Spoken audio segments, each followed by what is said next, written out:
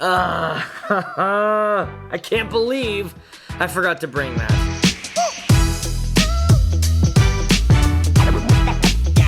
Hey everyone, Aaron here with a fresh new gig log. And I want to start things off by telling you I did something that I have literally never done before. I've done close to, I want to say at this point, maybe over 200 weddings. And I have never ever forgotten a piece of gear that I really needed. And of course it had to be for a gig that was over an hour away. So I ended up having to call my wife and this happened. Well, I've never done this. I forgot stuff. But look who came to my rescue. Hello. Amy and the kids. Drove an hour to bring me my bag because I'm a dummy. Everything is in this bag. And I'll take the goldfish. You want the So shout out to my wife and my kids. Thank you guys for coming out and saving me tonight. I'm gonna give them hugs and kisses.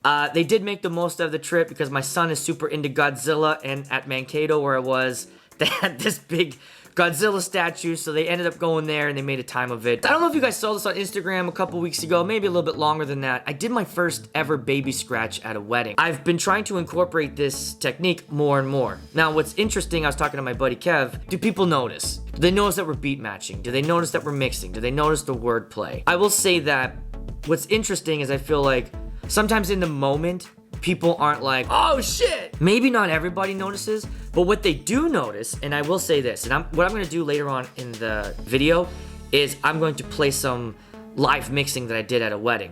Because what you'll notice when you see it, it just keeps the flow. Like people will stay on the dance floor because you're mixing the music. But I was really excited to try a baby scratch at a wedding, and here, you can see it.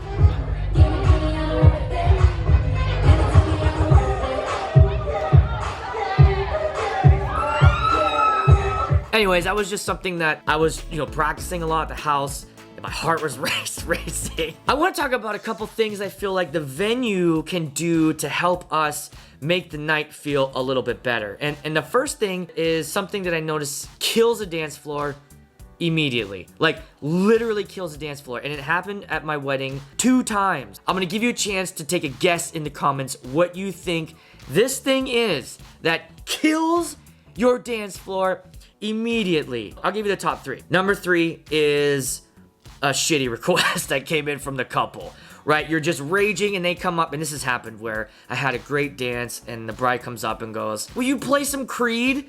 And I was like, Creed? Can you take me higher? And people are looking at me like, what the f? I'm sorry. Number 2, the lights turning on. It's either from some drunk idiot that flipped the lights on, or the venue, or something happens where we're all having a great time and then poof, just the bright lights hit, and it's almost like people feel like they were naked and someone just threw a flashlight on them. Like the sheer shock and awe of the moment. Because they're so in the moment. The lights come on, they're all like, don't look at me. Number 1, a glass breaking on the dance floor, right? Every time this happens, it just stops everything. Because they drop it and you hear that shatter and the glass goes flying everywhere and people just stop dancing. It's this really awkward ass moment that, I tried 2 things. 1, I'll dial the music back. Hey everybody, we have a glass that broke, and usually the bartender will come out, or someone from the venue, and they'll sweep it up really quick. They're normally super fast with that. But still, people are just kind of standing around while this, song is playing, and you feel embarrassed. Like no one's dancing, it's just on, and they're waiting for it to clean up. And then I tried something on Saturday too, where at the end of the night, someone broke another glass, and I stopped the song. I was like, all right, we're gonna pause for a second, and let this get cleaned up. That wasn't a good idea. Don't do that, because it is equally as jarring. Just let the song play and let them clean it up. But I think venues could help us out by, especially towards the end of the night, let's just do plastic cups. And I think more and more venues are moving towards that. But that glass breaking all over the dance floor is just a killer. I don't know about you guys, but I've had a couple of weddings the last couple of months where we've had one of the members of the couple lost a parent suddenly. They were supposed to be a part of the wedding, but just tragically was taken, which is just so rough, right? It's super sad. So I had this great conversation with my couple on Monday. We're trying to figure out what's a great way to honor her dad. It was really interesting and honestly really cool to be brought into that process and that thinking, and even her mom kind of stepped in on the Zoom, and we like all three of us were like brainstorming some ideas of how they wanted to do the bride's dance. And so what we ended up doing was she danced with her mom to the song that she was going to dance with her dad to. So the night of, I'm letting it play out. She turns around, looks at me and goes, okay. So I start to fade it out. Then I make an announcement, hey, one more time.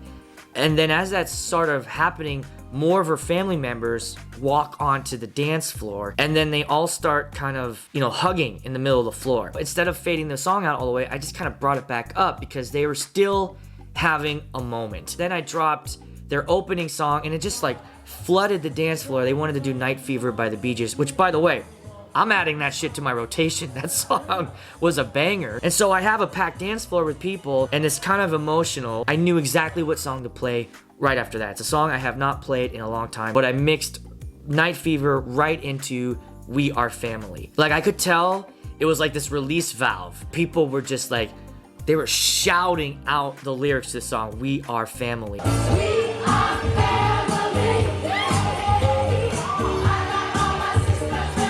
And I think that is, again, one of the coolest parts of our jobs is that when you're dialed in and when you're paying attention to what's going on and you care, you can really create a moment for people that wasn't planned for. It was a moment where I'm like, you know what? I think that they need an anthem right now. They just need an anthem as a rallying cry to scream out, we are family. And that's exactly what happened. And then we fucking raged the whole night forward. All right, last thing I wanted to do was show you guys some live mixing. I wanted to give you a little taste of some of the mixing I did and some of the songs. Yeah, let me know in the comments what you think. Maybe it'll give you some ideas, some different combinations, some songs you can try together. I really feel like this one flowed really, really well from like the first song to the end. I have the playlist and it's available in the description if you want to pick it up. It is different than the other ones if you've bought them already. It'll be a new set list, and it was totally dope.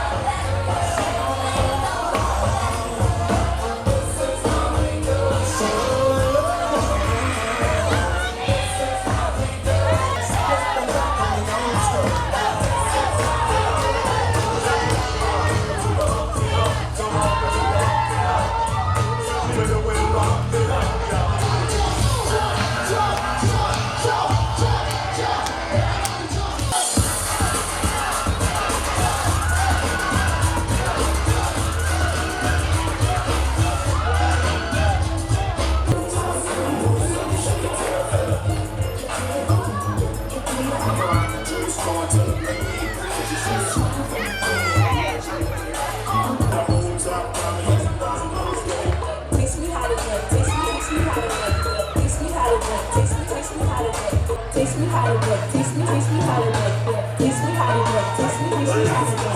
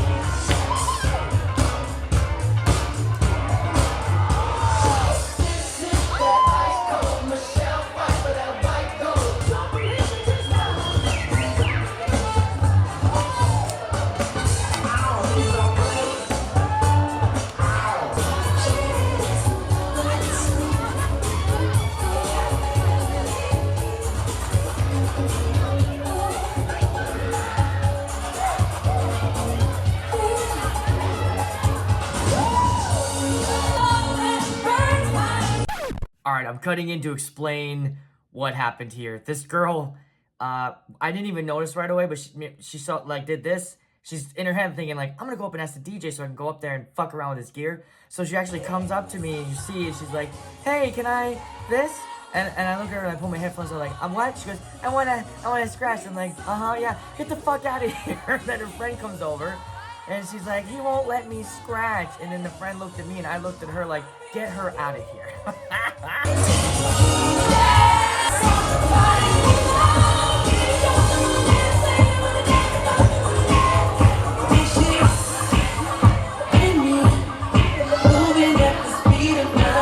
I ended up getting into a really funny conversation with the photographer at the end of the night on Saturday because we were doing a sparkler send-off, and I told her about this wedding that I did last year and showed her the video, and they were laughing their ass off. Guys, you gotta check this out. This is the craziest sparkler send-off I've ever done, ever seen. It looked like downtown Baghdad in '91. I'll see you over there.